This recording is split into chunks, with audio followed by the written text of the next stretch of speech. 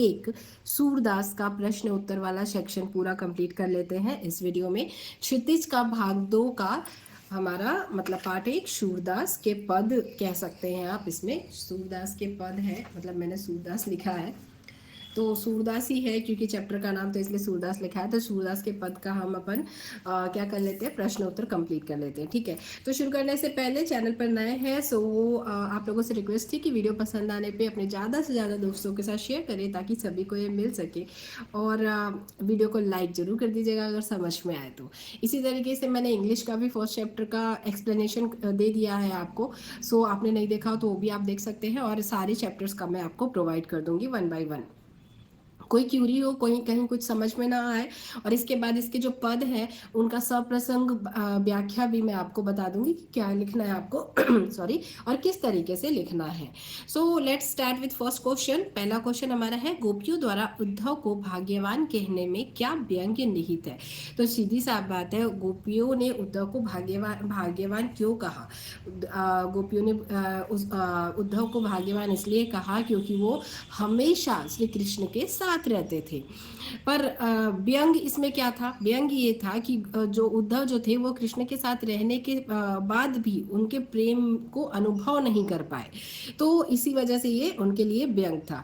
तो गोपियां उद्धव, यहाँ पे या ऐसे कर लेंगे, गोपियां उद्धव पर व्यंग अर्थात ताना मारते हुए कहती हैं कि तुम भगवान श्री कृष्ण के साथ रहते हुए भी उनके प्रेम को अनुभव नहीं कर पाए हो, यह तुम्हारा दुर्भाग्य है।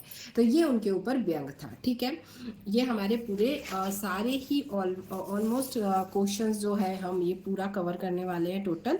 ठीक है, उसके बाद मैं आप लोगों को इसकी जो पद है उनके, उसकी व्याख्या भी आपको मैं एक सप्रसंग बता दूंगी कि किस तरीके से आपको संदर्भ लिखना है, प्रसंग लिखना है, बहुत इजी वे में, ताकि आपको याद हो जाए। और मैं आपको बता दूं कि इसका जो पहला जो हमारा ये है पद, ये बहुत बहुत ज़्यादा इम्पॉर्टेंट है। ठीक है, बहुत ज़्यादा ये एग्जाम में पूछा ही जाता है। तो चलिए अब इसके आगे के क्वेश्चन देख लेते हैं, और उसके बाद अगली वीडियो में मैं आपको सप्रसंग व्याख्या बता दूंगी। और भी कुछ चाहिए होगा आपका हिंदी से रिलेटेड, व्याकरण से रिलेटेड, तो भी आप मुझे कमेंट कर सकते हैं। नेक्स्ट हमारा क्वेश्चन है, उद्धव के व्यवहार की तुलना किस किस से की गई है। तो उद्धव की व्यवहार की तुलना कमल के पत्ते से की गई है। क्यों की गई है भाई, क्योंकि वो क्या होता है, पानी में रहकर भी गीला नहीं होता।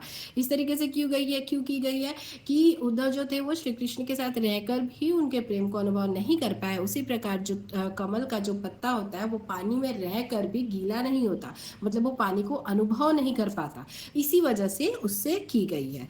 नेक्स्ट हमारा क्वेश्चन क्या है, गोपियों ने किन किन उदाहरणों के माध्यम से उद्धव को उलाहने दिए हैं। तो गोपियों ने निम्नलिखित उदाहरणों के माध्यम से उद्धव को उलाहने दिए हैं। कमल का पत्ता बोला है, तेल की मटकी बोला है, और प्रेम की नदी बोला है। ठीक है, नेक्स्ट हमारा क्वेश्चन क्या है, उद्धव द्वारा दिए गए योग के संदेश ने गोपियों को विरहाग्नि में घी का काम कैसे किया। तो गोपियों की जो विरह की अग्नि थी उसी को बोला है यहाँ पे विरहाग्नि में घी का काम कैसे किया, क्योंकि भैया उनको वो उनके प्रेम में रमी हुई है, लेकिन वो वहाँ पे योग का संदेश दे रहा है, इसी वजह से वो जैसे आग में घी डालने का काम जैसा होता है उस तरीके से उसने काम किया। तो चलिए उत्तर किस प्रकार से लिखना है देख लेते हैं। जिस प्रकार जलती हुई आग में घी डालने से आग और बढ़ती है, उसी प्रकार जब गोपियों को यह संदेश मिला कि श्री कृष्ण ना तो खुद आए, मतलब वे खुद आए भी नहीं, और अन्ना आने के बाद उन्होंने क्या किया, गोपियों को योग में मन लगाने का संदेश दिया है, जहाँ की उनका मन जो है वो ऑलवेज मतलब हमेशा ही श्री कृष्ण में रमा हुआ है, पूरी तरीके से श्री कृष्ण में रमा हुआ है, तो वो किसी और चीज में अपना मन कैसे लगा सकती हैं, ऐसा गोपियों का कहना है। तो मन लगाने का संदेश दिया है, इस संदेश ने ही गोपियों की विरहाग्नि में घी का काम किया है। ठीक है, विरह की अग्नि में घी का काम किया है।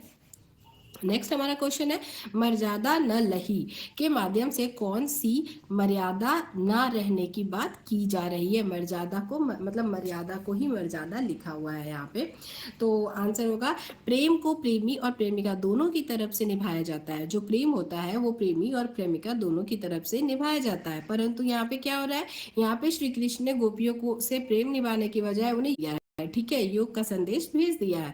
तो इस वजह से गोपियां जो है वो बहुत ज्यादा मतलब ऐसा उनका कहना है कि गोपियों का मानना है कि इसी को गोपियों ने मर्यादा का उल्लंघन कहा है, कि कृष्ण ने मर्यादा का उल्लंघन किया है, ऐसा मतलब उनका कहना है। ठीक है, नेक्स्ट हमारा क्वेश्चन क्या है, कृष्ण के प्रति अपने अनन्य प्रेम को गोपियों ने किस प्रकार अभिव्यक्त किया है। तो गोपियां कहती हैं कि जिस प्रकार चींटियां गुड़ से दूर नहीं रह सकती, उसी प्रकार हम भी श्री कृष्ण के प्रेम से दूर नहीं रह सकते, खुद को उनके प्रेम से दूर नहीं कर सकते। ठीक है, तो नेक्स्ट हमारा क्वेश्चन है, गोपियों ने उद्धव से योग की शिक्षा कैसे लोगों को देने की बात कही है। तो जब उद्धव गोपियों से कह रहे थे योग में अपने आप को रमने के लिए, योग मतलब योग में मन लगाने के लिए, तब उन लोग वो जो गोपियां थी वो उद्धव की बात को अनसुना कर दी और उन्होंने उनसे कहा कि तुम उन लोगों से जाकर कहो योग करने के लिए जिनके मन में श्री कृष्ण ना हो। ठीक है, तो गोपियों ने उद्धव से कहा कि वे योग की शिक्षा ऐसे लोगों को दे जिनके मन में श्री कृष्ण के प्रति सच्चा प्रेम नहीं है। ठीक है, अब नेक्स्ट हमारा क्वेश्चन क्या है, प्रस्तुत पदों के आधार पर गोपियों का योग साधना के प्रति दृष्टिकोण स्पष्ट करें। जिस प्रकार कोई इंसान मीठे फल को छोड़कर कड़वी ककड़ी नहीं खाता, उसी प्रकार गोपियां भी श्री कृष्ण को छोड़कर किसी योग संदेश को अपनाना नहीं चाहते। उनके लिए वो जो योग है वो कड़वी ककड़ी के समान है। मतलब वो अब कोई भी जो श्री कृष्ण में रमा हो वो कोई और काम में अपना मन कैसे लगा सकता है। तो नेक्स्ट हमारा क्वेश्चन है, गोपियों के अनुसार राजा का धर्म क्या होना चाहिए। तो राजा का धर्म गोपियों के अनुसार राजा का धर्म यह होना चाहिए कि वह प्रजा को अन्याय से बचाए। नेक्स्ट हमारा है, गोपियों को कृष्ण में ऐसे कौन से परिवर्तन दिखाई दिए जिनके कारण वे अपना मन वापस पा लेने की बात कहती हैं। गोपियों के अनुसार श्री कृष्ण में अब निम्नलिखित परिवर्तन आ गए हैं। कौन से, श्री कृष्ण के व्यवहार में अब छल कपट आ गया है, श्री कृष्ण अब प्रेम की मर्यादा भूल गए हैं, वो गुस्से में ऐसा उनको लगता है। नेक्स्ट हमारा क्वेश्चन है, गोपियों ने अपने वाक चातुर्य के आधार पर ज्ञानी उद्धव को परास्त कर दिया। मतलब वाक चातुर्य मतलब बोलने की जो कला होती है, चतुरता, मतलब कोई इंसान चतुर होता है उससे कोई जीत नहीं पाता है बोलने की जो कला में। तो उनके वाक चातुर्य की विशेषताएं लिखिए। तो हम अब उनके वाक चातुर्य की विशेषताएं लिखते हैं। गोपियां श्री कृष्ण के विरह में इतनी व्याकुल हैं कि वो उद्धव की एक नहीं सुनती और उद्धव की बोलती बंद कर देती हैं। सच्चे प्रेम में इतनी शक्ति है कि बड़े से बड़े ज्ञानी भी उसके सामने घुटने टेक देता है। अब नेक्स्ट क्वेश्चन, संकलित पदों को ध्यान में रखते हुए सुर के भ्रमर गीत की मुख्य विशेषताएं बताइए। सुर के भ्रमर गीत की विशेषताएं निम्नलिखित है। गोपियों के विरह का मार्मिक वर्णन किया गया है और गोपियों का श्री कृष्ण के प्रति सच्चे प्रेम का प्रदर्शन भी है इसमें, और पदों में संगीतात्मकता का गुण है। मतलब जो संगीत होता है जो मधुर वाला, उसका भी गुण है। तो इस तरीके से आपके सारे क्वेश्चन, मतलब 12 क्वेश्चन आपके हैं इसमें, 12 प्रश्न। तो ये पूरे 12 के 12 प्रश्न हम कवर कर चुके हैं, आप देख सकते हैं।